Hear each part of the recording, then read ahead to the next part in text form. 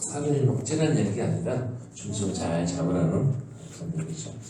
다윗의 중심에 있던 것이라는 제목으로 같이 나누시겠습니다. 여러분 다른 사람들 때 뭘 봅니까? 그 사람의 외모, 키, 차, 집, 배경, 학력 여러 가지가 있겠죠. 특히 자기가 욕구가 많은 것을 있으면 거기에 관심 있어서 더 자세하게 보게 되죠. 자기가 막 가방을 사고 싶은 사람은 다른 여자들 무슨 가방을 샀는지 거기만 관심 있잖아요. 솔직히 남자들은 관심 없고 그런 거 신경도 안 쓰거든요. 키도 신경 쓰는 되게 많이 있고 자기가 또 키가 작은 사람 중에 야 나중에 사위감 얻어야 돼 키가 큰 놈 있으면 저놈 뭐 해야 된다 갖고 보기도 하고 자기 관심 있는 게 신경 쓰잖아요. 그 사람이 어떤 거에 대해서 물어보고 생각보다 별로라고 생각되면 관심 없어하거나 무시하기도 하고 생각보다 대단하면요 대하는 태도가 싹 바뀌기도 하고 그런 것을 볼 수 있지 않습니까? 그러니까요 그 교회가 또 성장하고 또 젊은 사람들 들어오려면은 언어도 바뀌어지고 해야 되는데 잘 들어보세요. 제가 중고등부를 맡았을 때 부목사한테 되게 부응했거든요. 근데 중요한 것 중에 하나가 어른들이 쓰는 말투나 내용을 안 묻는 거예요. 요새는요 내가 던지는 질문으로 그 사람의 수준을 애들도 파악해갖고 내가 이 사람 말을 들어야 될지 아니면 상대 안 해야 될지 딱 정해요. 요새 사람들은 그래요.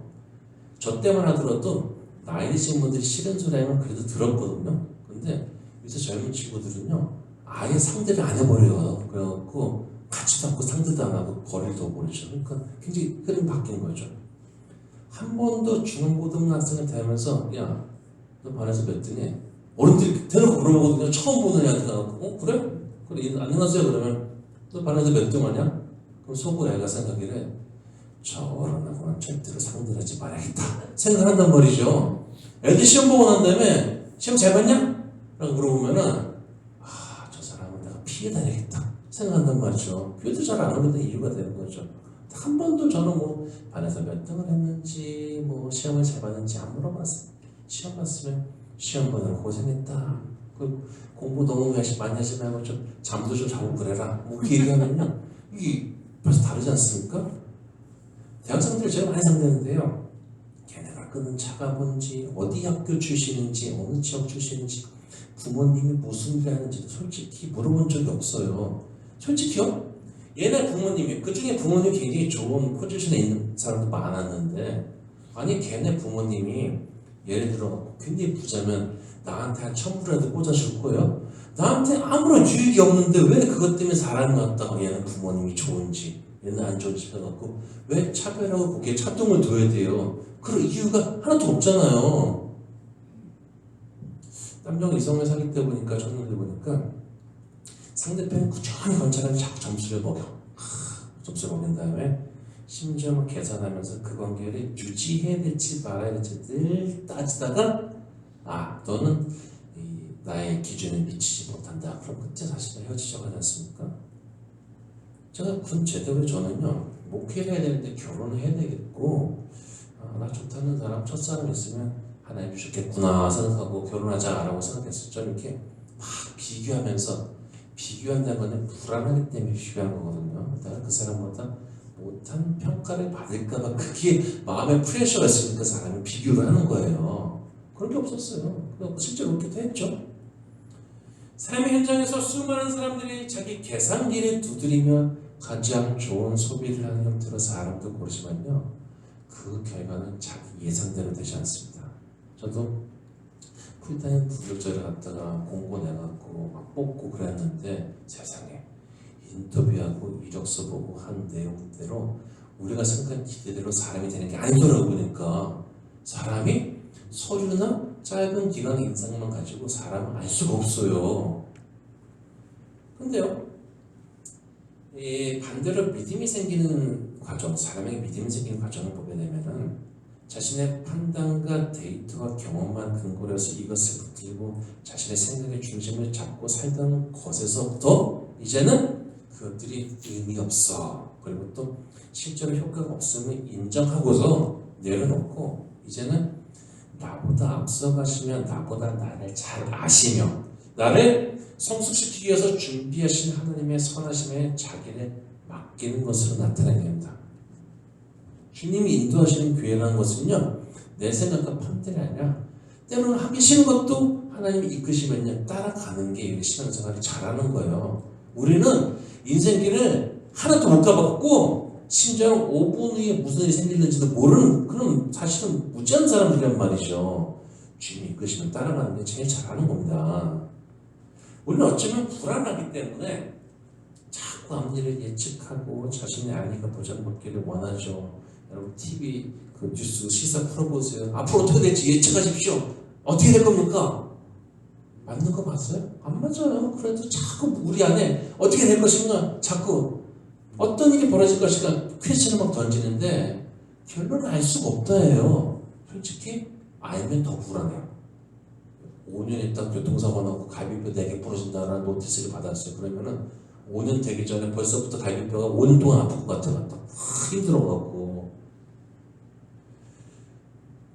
근데요, 가장 큰 보호는 하나님 자신이십니다. 그래서 시편의 기자는 하나님을 요새시요, 방패시요, 피할 바위로 표현을 하고 있습니다. 그리고 이렇게 하나님께서 보호하신다는 것을 믿는 것은 하나님께서 나와 함께 하신다는 것을 확신하는 것과 상통합니다. 여러분 믿음과 확신은 달라요. 믿음은 하나님 계시지요. 예수가 십자가에서 나를 돌아가신 걸 믿어 인정하는 정도지만은 확신은 자기 삶의 중심으로서 끌고 간 에너지와 그리고 또 대상으로서 그것을 갖다가 확실하게 그 마음을 주고 그것을 따라가고 생활 자체에 영향 끼치는 게 확신인 거에 다르는 거예요. 제가 지난번에 얘기했던 거 기억나시죠? 어떻게 믿음이 생기는 첫 번째 인정, 두 번째 항복, 하나님 하셔야 된다. 세 번째는 자기가 믿은 말씀 그대로 실천해야지 이게 진짜 믿음 생활 되는 거다. 그냥 머리로 생각하는 거면 지나가는 거고 가짜예요. 사실은 이게 마음은 진심만 생각하겠지만 내 실력이 안 돼 버린 것은 이게 사실 무슨 의미가 있겠습니까? 우리의 신앙이 이전보다 병들고 약해지고 태만해지면요 먼저 자기 스스로 굉장히 위축되게 됩니다. 이런 상태에 있으면서 이런저런 과거에 있었던 일들을 끄집어내다가 포장해서 자신의 꿈이라 하시면요 사실 우리는 굉장히 과거를 미화해서 얘기하는 게 많습니다. 제가 동부였을 때 서부에서 LA에서 온 사람들 교인들 많았어요. 근데 자기 안에 있는 가족이 있는 것들 자꾸 미화해서 얘기해요. 안 믿어요 사실은요. 시간이 지나면서 진짜 본질은 드러나는 말이란 말이죠. 이스라엘 사람들은 애굽에서 남자애가 나오면요 나에 강해서 던짐을 당했고 엄청난 노역 속에 괴로움에 고통을 쏟아냈는데 광야로 나와서 어려움이 생기자 이 사람이 뭐라고 합니까? 우리가 애굽에서 부추를 먹었는데 우리가 애굽에서 뭘 먹었는데 참외를 먹었는데 그때가 좋았어 라는 식의 말을 하면서요 하나님 앞에 불만을 쏟아내는 거죠. 근데요 세상에 불만 없는 사람은 없지만요 불만하고 안 하는 것은 상황이 아니라 우리 인격입니다. 근데 불만을 잘 쏟았더니 하나님이 그 사람을 도와주셨다는 얘기는요 성경에 한 구절도 없어요. 이들의 중심에는 당장 자기 기분 좋아지고 자기 감정이 중요했지 하나님이 계시지 않았던 것입니다. 그 결과가 어떻게 되는지 잘 알지 않습니까? 여러분 하나님이 그 중심에 있는 사람은요 자기 감정대로 흔드는 것을 갖다가 벗어날 수 있는 능력을 얻어야 된다. 하나님 우리 안에 계시면요 자기 감정으로 이렇게 휘청휘청하는 것을 가운데서도 중심을 잡을 수 있는 것으로 진정한 실력이 드러나지게 되는 것이죠. 그런 상태에 못 이뤘다면 지향이 되고 하나님 그렇게 되게 도와주세요 라고 하나님 도우심을 받아서 좀 다듬어지는 자가 돼야 되지 않겠습니까? 사무엘이 하나님 명령을 받아서 왕을 선출하러 이새의 집에 갔는데 그 집에 8명의 아들이 있었어요. 아들을 다 불러놓고 아들은 막내라서 여기에 끼지도 못하고 양치고 있었습니다. 근데 장자의 엘리야를 보니까 사울도 키가 컸는데 어깨 위에 어깨가 더 있었다고 했는데 엘리야 보니까 야호 이야 진짜 하나님의 기름 부으심을 받을 만한 사람이세요. 키봐 생긴 거 봐. 사람은요 겉모습 보잖아요. 솔직히 얘기해갖고 그때 하나님이 그 용모와 키를 보지 말아라. 내가 이미 그를 보느니라. 내가 보는 것은 사람과 같이 아니하나니 나는 사람 외모를 보거니와 나 여호와는 중심을 보느니라 라고 하시지 않습니까? 제가 보니까요 사람들 외모 봐요. 어떤 분이 제가 부목사 교회에서 목사님 보고 선자리죠. 알아달라고 해갖고 했는데 딸인데 알아달라고 어떤 남자를 만나서 그랬더니 아유 다 필요 없고 믿음만 좋으면 돼요. 얼마나 은혜로운 기준이에요 사실요. 만났어. 그랬더니 어때요? 목사님 물어보니까 아이 좀 키가 작아서 그게 되지 않습니까? 이게 참 아닌 것 같지만은 그런 것도 다 있지 않습니까? 그런데 하나님은 중심을 보신다는 거예요. 사람이 그 중심을 이렇게 잘 두고 있는지 아니면 겉으로만 좋아 보이는지는 알 수 있는 장면이 오늘 또 본문에 잘 나타나 있는데요.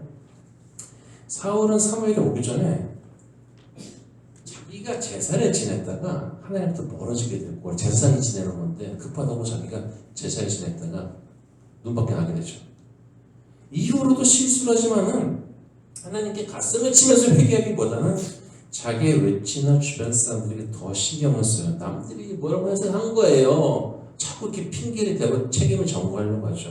그런데 하나님은 다윗은 하나님이 함께 하시는 사람이었거든요. 사울은 하나님이 함께 하시는 다윗이 수금 치는 거 들으면 마음에 평안이 와. 우리가 자신의 마음이 잘 안 좋을 때 찬양 드리면서 저 USB 딱 드렸잖아요. 그거 갖다가 장거리 가면서 드리면 좋잖아요. 그렇게 갖고 가는데 못 받은 분자 또 만들어 드릴 거고 더 했으니까 기다리죠. 그런데 평안을 얻는데 찬양을 드리면서 평안을 얻음과 동시에 다윗의 질투예요. 이게 아이러니한 감정인데 이상하지 않아요? 하나님의 신이 함께하는 사람을 가까이 하고 싶으면서도 질투하는 겁니다. 왜? 나는 하나님의 신과 저 충만하게 잊지 못한데 쟤는 신앙 가운데 하나님과 평안함을 누리네? 이거 견디기 어려운 거죠. 사울을 잘 관찰해 보면요 마음이 왔다 갔다 하는 것을 알 수가 있어요. 어떤 때는 정말 미친 짐승 같은 마음을 가지고 있고 어떤 때는 제정신이 들어서 또 괴로워합니다. 사울은 노래를 듣다가도 다윗에게 갑자기 창을 던져갖고 2번이나 죽이려고 했고 완전 무슨 생각들이 었어요. 뭐 연주를 하는데 창 날라면 저 미친 막 생각이 들지 않겠습니까? 다윗의 변화는 큰 아들 요나단도 창으로 죽이려고 했어요.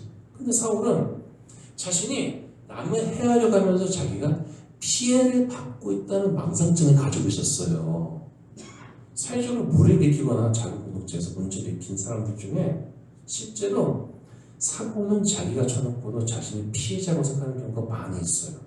자기 때문에 남의 겪는 고통을 생각하지도 않고 자기 마음을 힘드니 자기만 피해자라고 여기는 경우가 대단히 많이 있습니다. 노비라는 제사장에서 제사장이 80년 한 성읍에 제사장이 아히멜렉이었는데 여기에서 다윗이 떡과 칼을 얻어서 나갔는데 그런데 다윗과 사울 사이에 있었던 일을 알지 못하는 이 상태에 있었는데 이 사울이 와갖고 너 다윗과 협조해서 난 죽이려고 그러지 그렇게 쪼아댑니다. 그랬더니 아니 무슨 소리냐 다윗은 누구보다도 왕한테 충성스러운 사람이고 왕의 사이고 호위 대장인데 왕실에서 존귀한 자인데 우리는 아는 게 없는데 왜 나한테 이런 식으로 얘기하냐. 여기서 사울이 넘어서는 안 될 선을 넘게 되죠. 그 제사장이 마을에 있는 사람들을 다 죽여버리는 거예요. 다른 부하들은 살인 명령해도 어떻게요? 제사장 죽였다가 나중에 뒷감당 어떻게 하려고 그래서 못하는데 이방인 출신인 도액이 제사장을 모두 학살하죠. 사울은 하나님으로부터 멀어졌고 자기의 죄로 인한 것이지만은 하나님에 대해서 불편한 마음, 섭섭한 마음이 있었을 것입니다. 그래서 통회하며 회개하지는 않았습니다. 그리고 하나님 향한 분노와 섭섭함은요 하나님의 섬기는 제사장들에게 폭발했습니다. 이런 마음의 상태는 오늘날도 어렵지 않게 찾아볼 수가 있습니다. 자기 가슴을 치고 회개하면서 하나님께 돌아서기 보려는 하나님의 대언자들을 흠집내는 것으로 자신의 마음을 달래는 경우도 많이 있어요. 나중에 사울은요 적과의 싸움에서 아주 비참하게 죽습니다. 엄청난 고통 속에 죽어요. 그의 세 아들도 죽고 자신도 칼에 엎드려졌지만 덩치가 커서 그런지 잘 안 죽었어요. 그래서 아말렉 소년의 말에 의하면은 자기를 죽여달라고 해갖고 쳤다는 거예요. 죽고서도요 적에게 그 시체가요 목도 잘리고 옷도 벗겨지고 그래갖고 매달려갖고 모욕당하고 조롱당합니다. 역대상 10장 13절에는 다윗 사울의 죽음에 이렇게 적고 있습니다. 사울이 죽은 것은 여호와께 범죄했기 때문이다. 그가 여호와의 말씀을 지키지 않는 것도 친접한 자에게 가르치기를 청하고 여호와께 묻지 아니하였으므로 여호와께서 그를 죽이시고 그 나라를 이새의 아들 다윗에게 넘겨주셨다라고 기록합니다. 우리는 이 사울이 아말렉을 진멸하지 않은 이유로 완전히 극밖에 난 줄 알았는데 성경은 그 이후의 사건인 사울이 하나님의 앞이 아니라 귀신의 소리를 들으러 하나님을 의지하기보다는 귀신에게 나아갔을 때 그 일도 통해서 하나님의 권위를 무시한 것을 무게를 두고 있습니다. 여러분, 암만 불안해도요 정치로 가거나 부당한테 가서는 안 됩니다. 그게요, 우리는요 그냥 내가 사람을 죽이는 것도 아니고 때리는 것도 아닌데 무슨 큰 죄야? 이게 사람 기준과 하나님 기준이 다르다는 거니까요. 하나님 보시기 이게 도둑질의 뭐가 훨씬 더 큰 죄예요. 제가 아는 목사님 강화도 살 때 자기 어머니 권사인데 자기 아들이 약하니까 되게 무당집에 갔대요. 정집에 갔대요.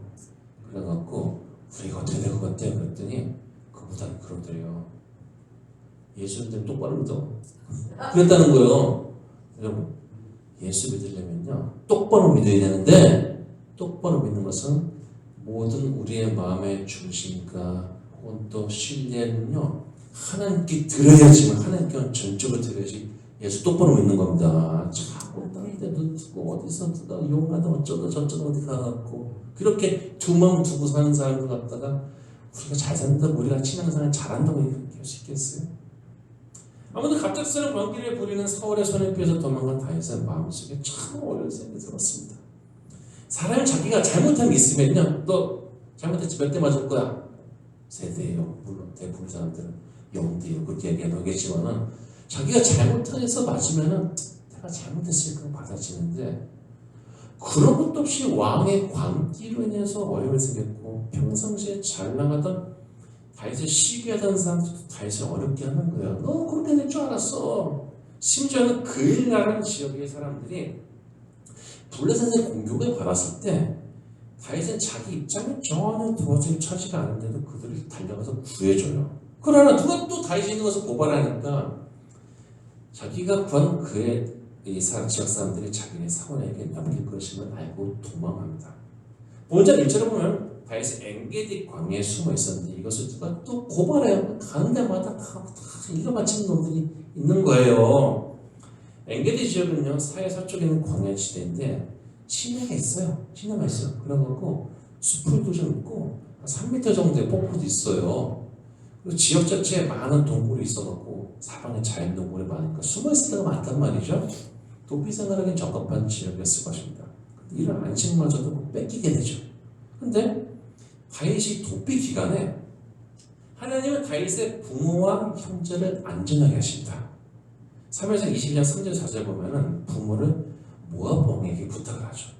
다윗의 아버지는 이새이고 이새는 룻의 손자란 말이죠. 근데 모압 여인이었던 룻은 시아버지도 죽고 남편도 죽은 젊은 과부였는데 제가 하는 쉬운 길을 택하지 않고 나아원에 따라서 베들레헴에 왔습니다.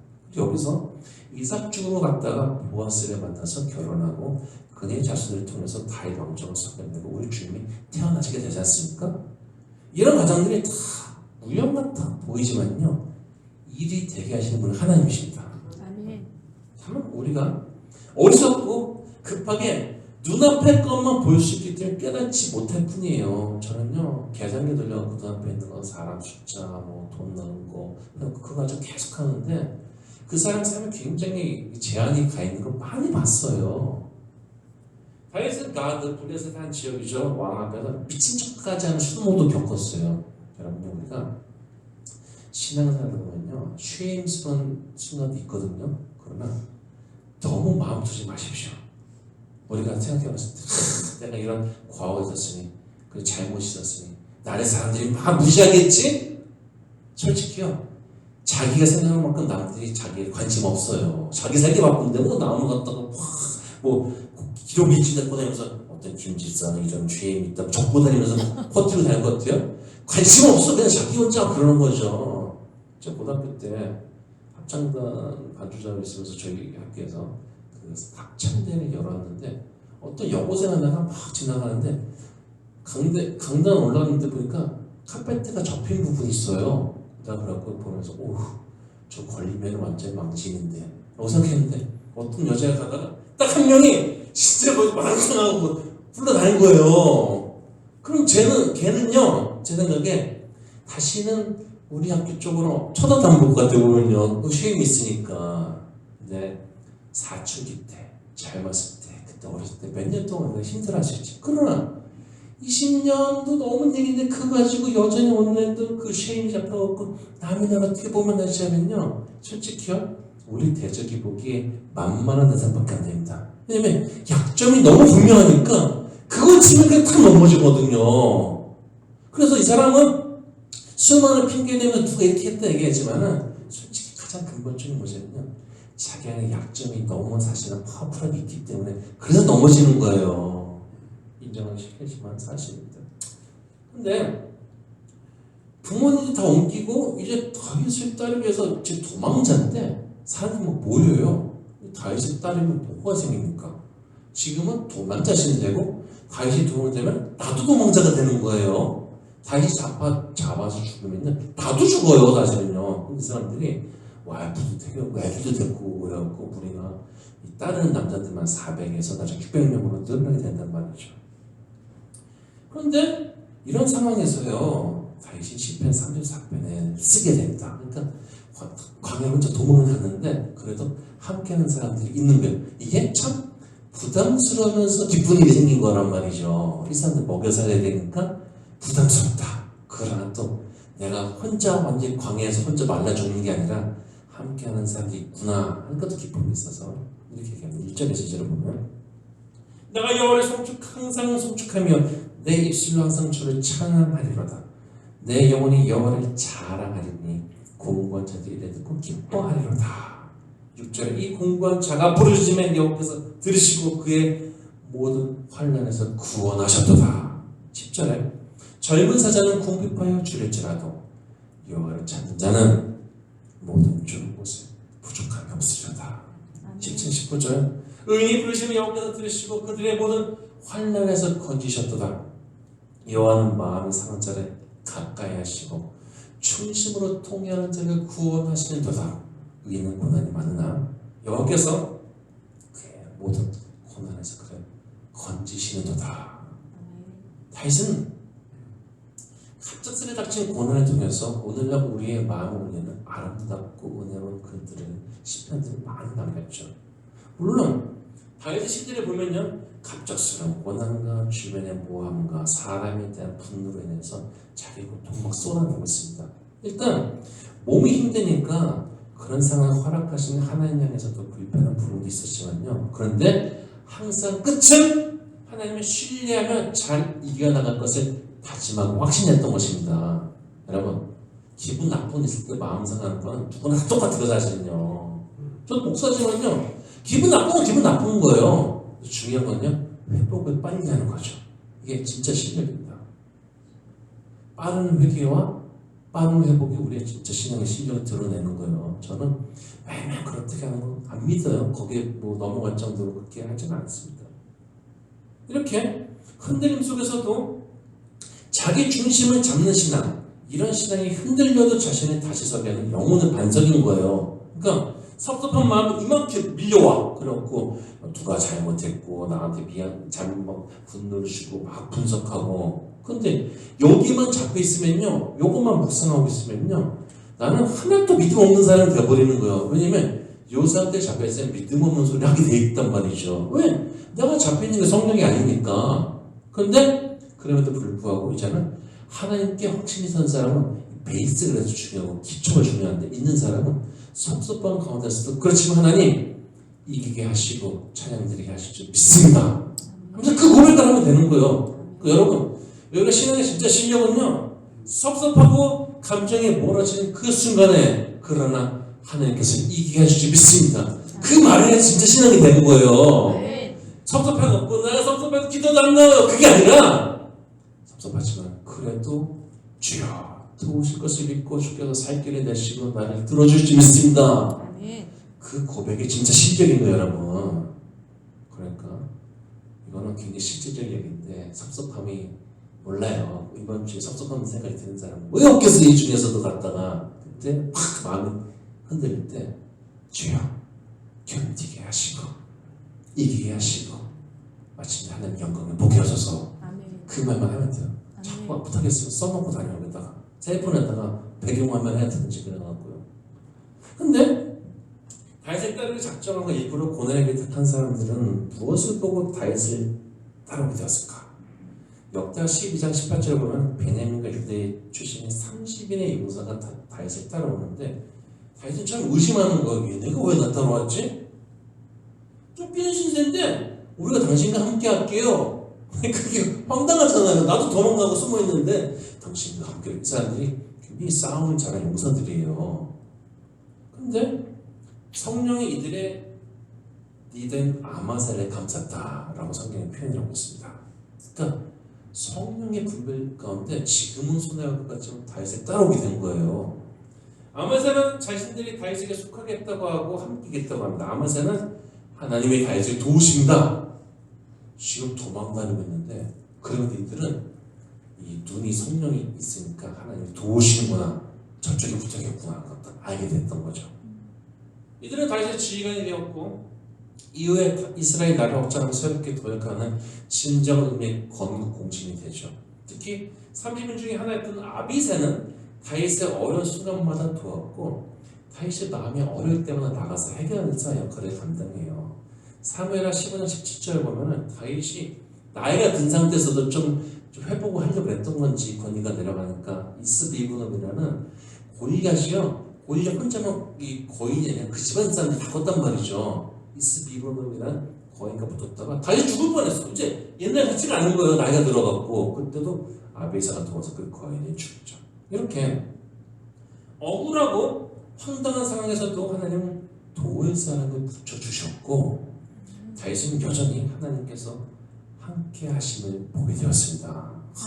세상에 나 혼자 있는 기분이었는데 엘리야 그러지 않습니까? 하나님의 사람은 사자는 다 죽고 나 혼자 살아남았습니다. 그럴 때 하나님이 무슨 소리냐? 무릎 꿇지 않은 사람은 실전 내가 준비해놨다 라고 얘기하지 않습니까?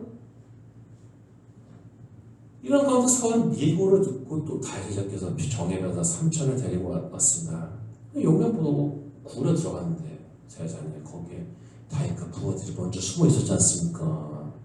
그래서 조용한 속담이지만은 다윗의 부하들은 사울을 제거하자고 하죠. 동굴이니까 지금 왕이 들어왔으니 제거합시다. 이게 아니고 어떻게 얘기했어요? 사울이 왔는데 더 이렇게 좋은 기회가 없습니다. 딱 지금 제거하면 된다.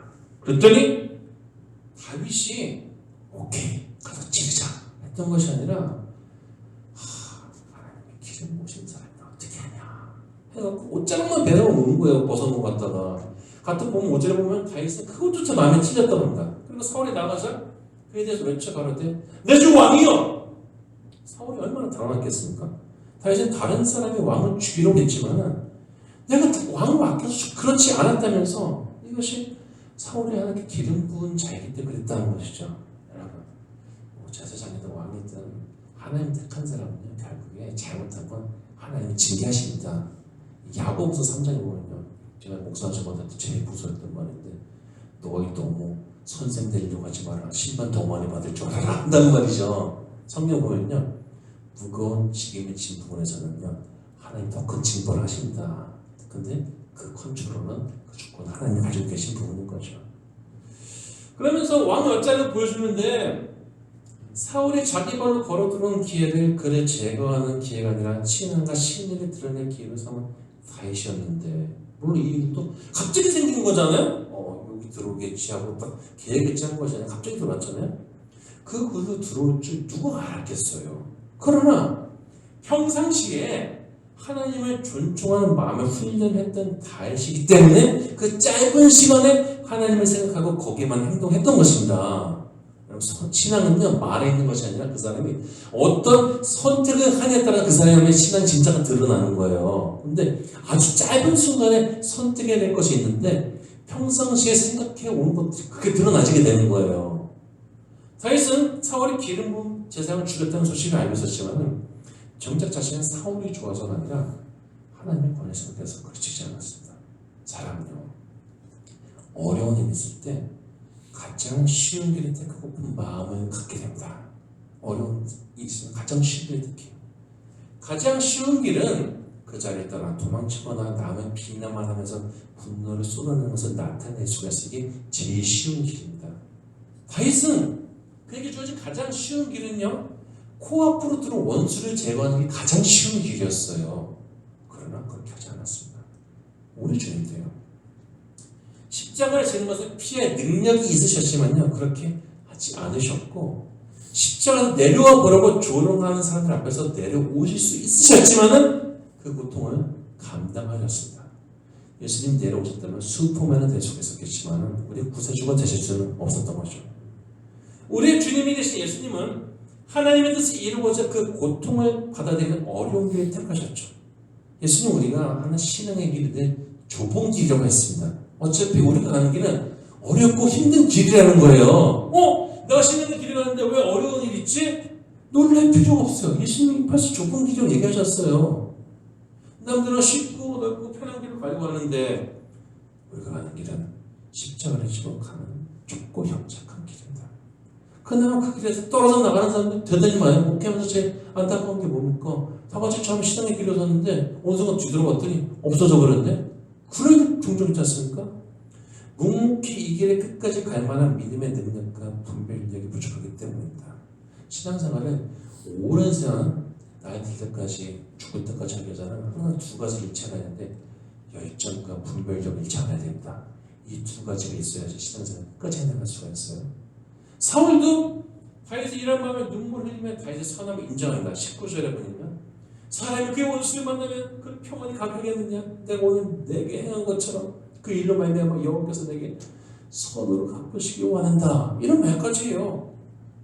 사울처럼 정신이 상한 사람도 때로는 바로 말되지만 지속적으로 가는 것은 아니죠.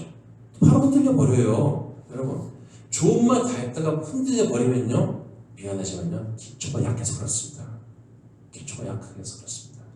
자기가 늦게 믿으신 분들은요, 자기 신의 기초를 다 늦게 해서 더 기도하고 더 말씀 보면서 자기 심령의 파운데이션에 흔들리지 않게 더 깊게 해야 됩니다. 다윗은 하나님이 모욕당했을 때 어린 나이지만요, 목숨을 걸고 골리앗 앞으로 나가서 싸워서 이기게 됐어요. 어린 시절 양을 치면서 곰과 사자마저 물리친 그의 마음속에는 그와 하나님이 함께 계신다는 믿음이 있었던 거예요. 여러분, 사람이 곰과 사자와 싸운다고 생각해 보세요. 제가 어차피 비디오를 봤는데 농부 셋이 이 곡괭이랑 도끼 들고 멧돼지랑 싸우더라고요. 실제로 멧돼지는 막 달려가면 머리 탁 치고 싸우더라고요. 갔다가 야, 진짜 폼은 안 나지만 진짜 리얼하더라고 보니까요. 이 싸운다는 게 얼마나 좀 처절하지 않겠습니까? 곰 발톱 보셨어요? 곰 발톱이 칼 같아요. 보면요, 사자도 당시에는 사자가 조절이 많이 있었단 말이죠. 그런데 자기 양치고 막대기랑 이거 놓치면 내가 죽어요. 사실은 갖다가 사자가 막 달려오는데 그러다가 딱 옆으로 피겠네? 이거 어떻게 막대기가 어떻게 때릴 거야? 죽는 거잖아요. 근데 그걸 맞추게 하시는 거예요. 그러니까 골리앗 나가는 거죠. 내가 지금까지 살면서 내가 참 목숨이 경각에 걸릴 정도로 참 위험한 순간에서 나를 구하시고 이기게 하신 분은 하나님이셨다. 그게 있으니까 그 용감한 용기가 있는 거예요. 여러분, 성도가요, 절대적으로 하나님을 의지해서 이긴 경험이 있어야지 그 신앙이 단단해지게 됩니다. 이게 기초를 쌓는 거겠지만 시멘트 한 1m쯤 부어놓는 그런 계기가 되는 거예요. 비록 다윗이 억울하게 쫓겨다녔지만 성령을 받은 사람들이 어려운 독비 생활에 동참했고 이들이 나중에 나라를 크게 세운 일꾼들이 되었습니다. 이들이 다윗을 쫓은 것은요, 그에게 하나님이 함께 하셨기 때문입니다. 하나님의 권위를 세우고 영원케 하려는 마음을 품고 살았던 다윗, 그런 다윗이 나중에 나라를 세우고 성전 건축을 준비하게 되죠. 어떤 갑작스러운 일이 닥쳤을 때요, 인간적인 계산이나 자기 불안함이나 조급함으로 성급하게 결정하고 자기 약함을 드러내는 사람이 아니라 하나님의 세우는 것을 더 무게를 두고 결단하는 사람은 당시에는 어려운 길을 걸어요. 알아요. 어려워요. 그러나 그 이상으로 채워주시고 높여주시는 분이 하나님인 것을 성경은 이야기하고 있는 것입니다. 다윗은 이것을 믿었기 때문에 인간적인 방법으로 급하게 행동하지 않았습니다. 순간은 손해본 것 같았지만 그 손해본 것을 하나님 또 보고 계셨습니다. 여러분, 신앙 안에서 우리가 손해본다는 느낌이 드는 경우 있죠. 저것들이 나한테 어떻게 저럴 수가 있어? 저 사람이 어떻게 저럴 수가 있어? 라는 생각이 드는 경우가 분명히 있고, 내가 손해본 거, 내가 지금까지 하고 계산도 세우고 그러는데, 여러분 너무 마음, 자기가 가진 손해에 대해서 너무 카운트하지 않길 바랍니다. 왜냐면요, 자기 손해를 너무 카운트하면요, 믿음이 들어갈 자리가 없어요. 자기 손해를 카운트 많이 하는 사람 치고 믿음으로 강하게 이겨낸 경우를 못 봤습니다. 그거는 그거고, 중요한 것은 그 손해본 거는 하나님이 갚아주실 거고, 내가 지금 서 있는 자리에서 하나님 보시기에 좋은 마음의 상태와 신앙의 인격과 집중을 나누고 내 입술을 지켜내는 것과 나의 자리를 지키는 것이 그게 중요한 거란 말이죠. 손해를 보고 계신 하나님은 그 손해를 갚으시고요. 하나님이 때가 오게 됐을 때 슬픔 대신 기쁨의 찬송을, 고통스러운 상황을 상징하는 죄를 뒤집어 쓰는 대신에 꽃으로 된 화관을 씌워주시며 감격스럽게 하시고 영광스럽게 하십니다. 참 하나님이요, 우리를 참 영광스럽고 좋게 하시길 원하시는 분인 것을 많이 목도했어요. 그러나 삶의 순간순간은 참 어려운 순간은 그것을 이겨내고 하나님의 중심에 둔 사람에게 결국에 영광도 있지 않겠습니까? 하나님의 선하심을 믿고 기다리며 견디다. 자신 또한 소망 있는 연단받은 성도가 되고 그런 인생의 공동체가 후손들에게도 자랑스럽게 들려지기를 축복합니다. 바로 하나님의 권위를 존중하고 세우며 어려운 결정을 하는 다윗이 하나님의 마음에 합한 자가 된 것처럼 인생 가운데 하나님의 마음에 맞는 귀한 중심을 가진 모든 성도 다 되시기를 주님의 이름으로 축원합니다. 기도하겠습니다. 하나님 감사합니다. 우리 다른 사람들 볼 때 그 사람 사정 마음 모릅니다. 그러나 하나님은 중심 보시지 않습니까? 아버지, 우리가 아무리 말로 그렇게 꾸미고 겉으로 포장을 해도 결국 모든 거 우리의 심장과 폐부를 다 열어보시는 분이 하나님이시지 않습니까? 지금 우리에게 양심도 심어보시지 않습니까?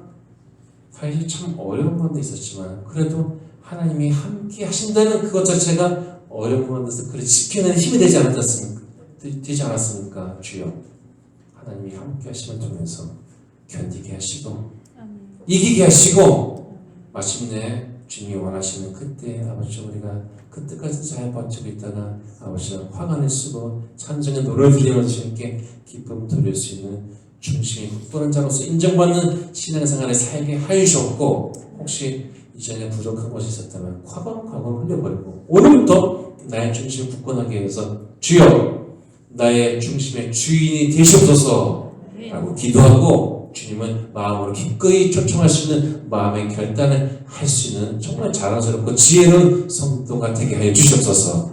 예수님 이름으로 기도하였습니다. 아멘. 예물 드리겠습니다.